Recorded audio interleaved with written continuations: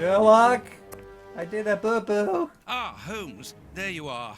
Hans has escaped. I fear that this inquiry is a bitter defeat for us. Not at all, my dear fellow. Quite the contrary. Follow me. Why the devil have you brought me behind the prison? We have an appointment, Watson.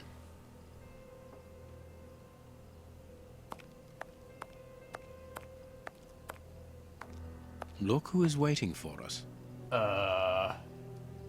Shieldman! I'll go back and alert the guards. Calm down. He's harmless. But what is he doing here? Why hasn't he run away? Because I asked him not to. Are you telling me that you helped him to escape? Quite so, as he wouldn't have been able to do so alone.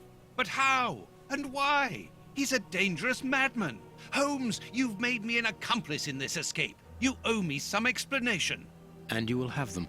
But my priority for the moment is to remove our new friend to a safe place. I won't be long, but I must go alone. I'll rejoin you later. Just give me your next destination.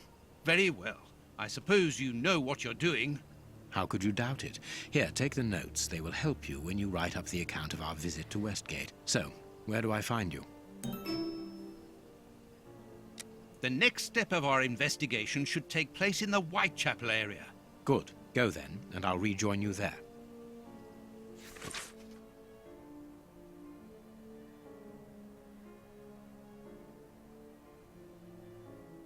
Okay.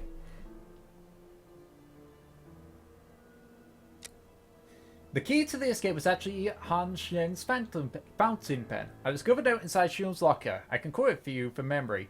Whoever is smart enough to open this case should know that a couple of drops of my masterpiece are mixed together with the ink inside this pen's reservoir. If you're reading this note, that means that I'm in a tight spot, so understand that my special ink will temporarily destroy the will of anyone who touches it.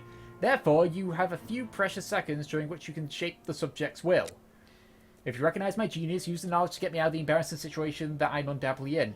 Scheinheld left this instrument for his future escape inside a case secured by a devious combination. That way, he could ensure that none of the prison staff would find it, other than a well-informed friend. Understand this, I decided to play along with him, but with a double game of my own. I would help him escape, but I would also keep him under control by using his own creation on him. I allowed Scheinhelm to commence the game by giving him his pen. Then I started to advance my pawns. My first move was to persuade the director that it was necessary to search the cell. I therefore passed the ball on to Scheinhelm's court by giving him the opportunity with Warden James.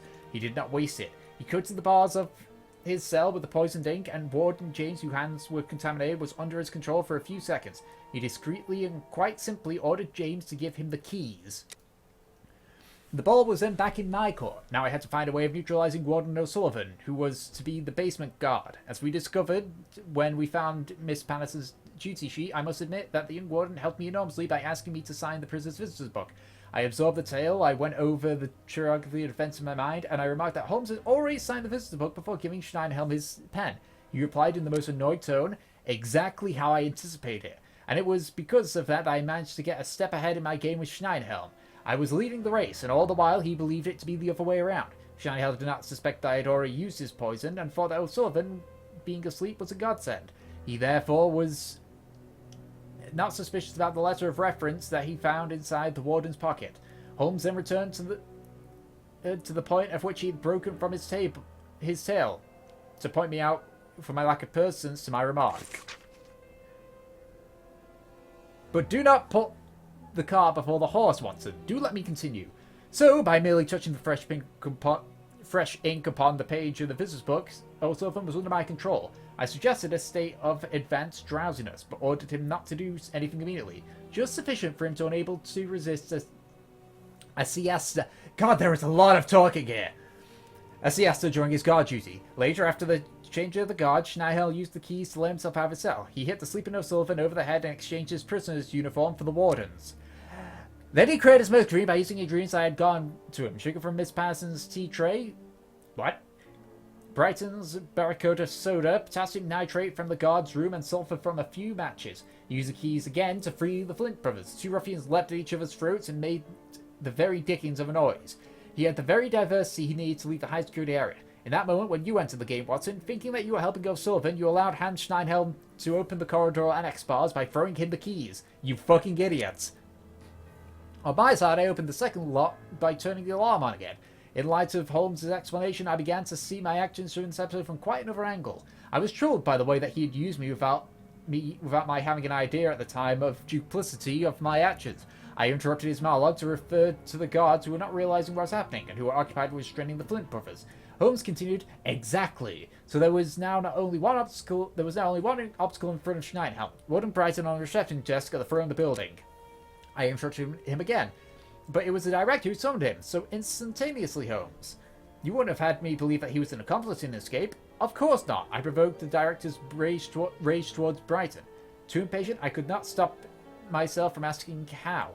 I discovered that Jenny Patterson and Brighton were lovers. I knew the director did not have any idea about their affair and that he would surely fall foul of rage if he found out. I asked him if that was the reason why Miss Patterson had been summoned. Yes, she knew that I had opened her locket to find the guard duty list, and so she knew I was aware of her affair with Brighton. She wanted to make sure that I would not say anything. I pointed out that it had been rather unfeeling at this on his part to have told the director everything and reminded him of his promise to the young woman. He denied it with somewhat hypocritical manner. I did not say anything, I simply left the lovers' letters inside the urgent correspondence book in the secretary's office, knowing that they would be delivered to him a few minutes later, thereby provoking his anger. The director shouted at Brighton, who rushed into the secretary's office. Schneiderhelm now had nothing to stand between him and the front door. Another question leapt into my mind, and not the least important one. Why did he not simply run away once he was outside? Why did he wait? I was not disappointed by my friend's answers. It is evident, my dear Watson. If he did not run away, then it was only thanks to that aforementioned step ahead of which I told you. It gave me enough time to write the letter of recommendation for O'Sullivan with his poisoned pen. It was in the pocket of the uniform, and Schneiderhelm could not resist reading it when he found it. But what was written on the letter? Not very much, just congratulations on your escape. Wait for me here. I gaped at him. And that is how the first and only escape from the most inviolable prison in the kingdom came to pass. A scenario which, without a doubt, will provide to be the focus of police college stories for a long time to come, as one of the most extraordinary escapes in the history of modern prisons. Wow. So he touched it, and he read it, and because it was shown... How does that work? How's that? I can understand, like, vocal persuasion, but visual persuasion? How does that work? Because there's a lot of drugs out there that, like, in the real world that can make you susceptible to suggestion, but never written suggestion. Never written. And even then, you'd have to know that person's handwriting to know it was them. But for whatever reason,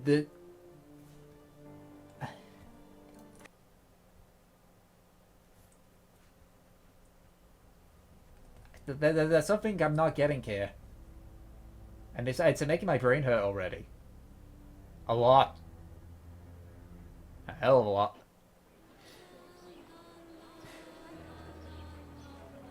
Here we are in the heart of Whitechapel. Keep an eye on your wallet, Holmes. This area is the highest for pickpockets in all of the kingdom. Don't worry about my wallet, Watson. It would be easier to move Big Ben than to steal from me. Or to borrow a shilling from you. Amusing, Watson. Really very amusing. Can we move on to more serious matters? I'm listening, Holmes.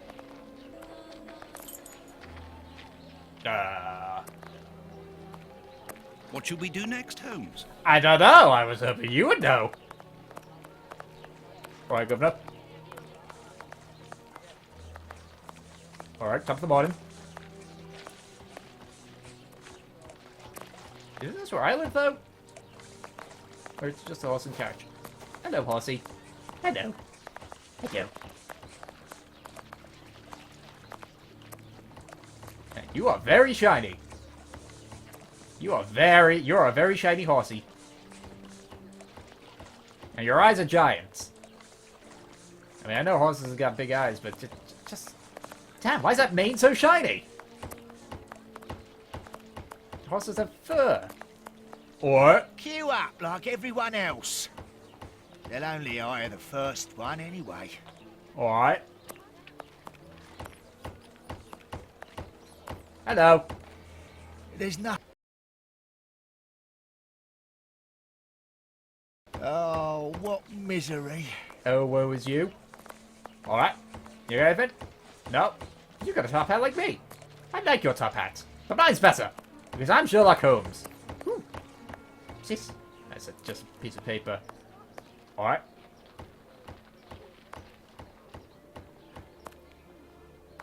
You got nothing? You got a nice beard. You got a nice beard. If I actually cared about beards, I'd totally... Whitechapel Street. We are in one of the main areas in the district. If I actually cared about having a beard, then I probably would have done it. But I'm recording this when it's November. And of course, in November, every bloke just make sure that we don't shave because awareness, cancer, stuff. I'll say this is the most lively spot. Hello!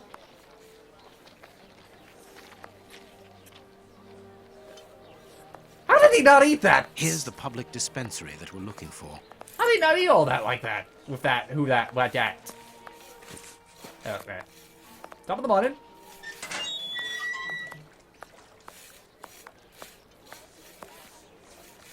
Oh, I thought you were asleep.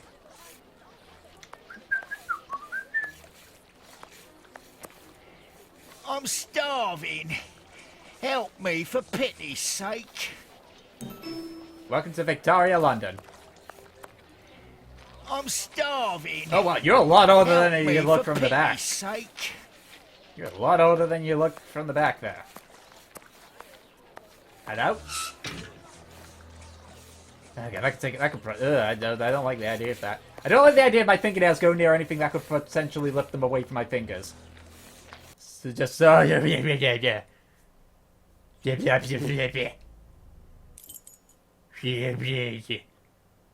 God is truth. Oh, great. Ugh. No offense to religious people, but Good just... day. Ugh. Please excuse us. Oh, Grant, is it you? Yes, but wait a moment. Watson. It's been years. Since the Faculty of Medicine, if my memory serves me right. Yes, we were young and ambitious. I didn't expect to find you here. I thought you had gone to America. No. I find that I prefer the filth here, amputating gangrenous legs. Ah, I'm joking, Watson. Unfortunately, I was unable to leave for Washington. I had to give up surgery. So instead, I crouched down in this rat hole, rubbing shoulders with the world's misery. Grant, treating those in need is a noble calling. You underestimate the importance of your work. If you say so. It's true that in the beginning I felt as you do, but as time goes by, the more this cursed area seems like hell. You think that nothing can get worse, and the next day you see that it can. Now famine has hit these poor wretches.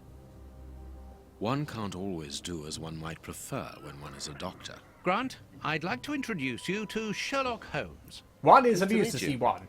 Well, no one comes here by chance, therefore I imagine that you need something in particular. How can I help you? Scalpel. Dr. Grant, we are in possession of a scalpel which was found in an unusual location. Does it come from your dispensary, as we believe? From its mark, I'd say it was stolen from us. A lot of things disappear from here, you understand. Life is hard in Whitechapel. When the staff find a way of adding to their salary, they rarely hesitate to do so. Thank you, Doctor. Farewell, Doctor. See you soon, perhaps. And take care of yourself. That was it? I suggest that we go to the cemetery next to the public dispensary. Okay. Good idea. I guess. Like all the sick lying here, this person is very quiet. Not surprising, Holmes, this person is too weak. She's obviously suffering from malnutrition, and for more than a few weeks now. Yep. Oh, I've already done that. Right. Hello. Like all this. Not surprising. Okay. Oh, well, you're fucking casually happy. Kind of relaxed. Just like that. Just that. It's like, oh yeah. Stay here just for a free bed and place to sleep and such. Like all. Not. Take advantage of the system, even though the system didn't exist back then.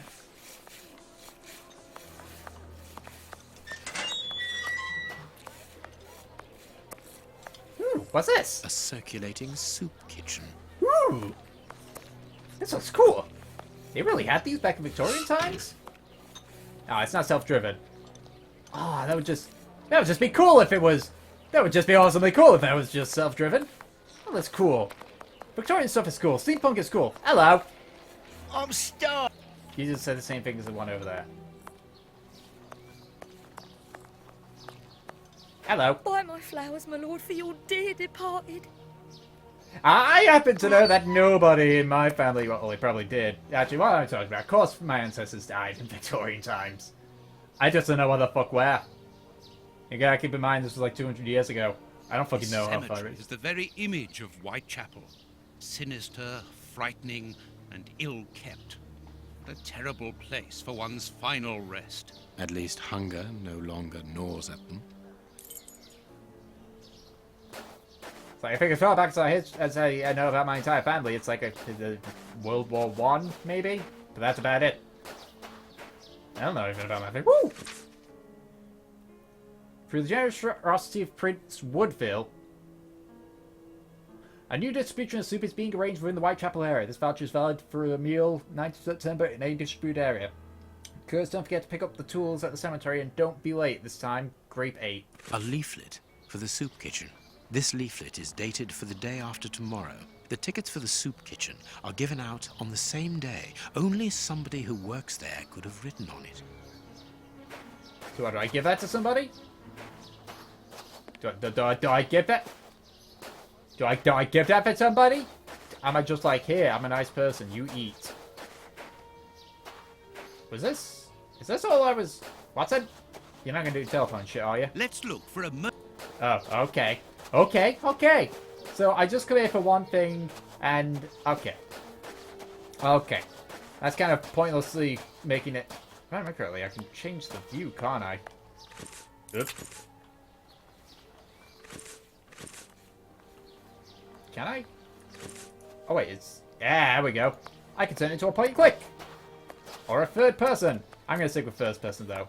Because that immersion. Even though it's not really immersion. I don't know. Unless you guys see me in the top left corner of your vision, this ain't immersive.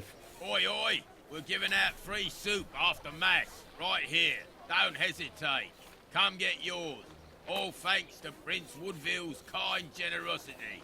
A ticket for a hot bowl of bacon soup. Woo! I would love that! My good fellow. You don't look like the needy. We're not here for the soup, we're merely passing through. But I would like to commend you for your good charity. Nah, it's the Prince of Woodville who's the charitable one. All I'm doing is filling the bowls. For the first time ever in this area, someone's thinking of the poor people here. Can I have bacon soup? Look around you. At every street corner, you'll find someone giving out soup just like me. I grew up here, and I can promise you, it's the first time the toffs have thought about us. Yeah, but can I... No one tries to take advantage of this? Can I... No, mister, that's not possible. You have to exchange a ticket against a bowl. The tickets have the day's date on them, and are handed out after Mass. That way no one can cheat. Bacon soup, please? Please? Can I? Has anyone ever had bacon soup? If that's a thing, I want to try it. I love me some bacon. And I like me some soup. Mostly chicken and tomato, but I would try bacon soup. In a heartbeat. I would try that. God damn it, now I'm hungry. A bowl of good bacon soup isn't for you, gentlemen. We're looking for two people called Grape Abe and Kurtz. Do you know them? Can't you see I'm giving out soup? Goodbye. Yeah, goodbye, mister. Oi. No. Don't even have to think. What's this? No. Excuse me, good lady. Do you have anything to... Nope, okay. You look just like Miss Pauston or whatever. Okay. What do you think, Holmes? I don't know. What do you think? There's a reason I'm asking you. Well, you look rather extravagantly dressed, and that's... Same. I know what that's called, but I don't remember its name. I mean, I know what that is, but I don't remember its name. Hello. Unfortunately, due to the fact that I've got a slight hybrid accent, I can't do a good British accent. Very good. Well, there's just no way a lady should be sleeping. Thank you. In fact, why are you so well dressed if you're apparently poor and needy? But it's like, I've got a bit of a hybrid accent. It's like partly British, partly American. So, I can't do a London accent very good. I've been wanting to. Nothing? Okay. So, if I can't even do the accent of my hometown, what the boy hell chance do I have? Rats. Of doing one from They London. leave us to die like dogs. Rats! Chase the rat, dead. Chase it. Oh. Hello. My husband can't pay the rent. We've got nowhere to go. So that's why they made bungalows. Ugh. Which they want, but it. What the?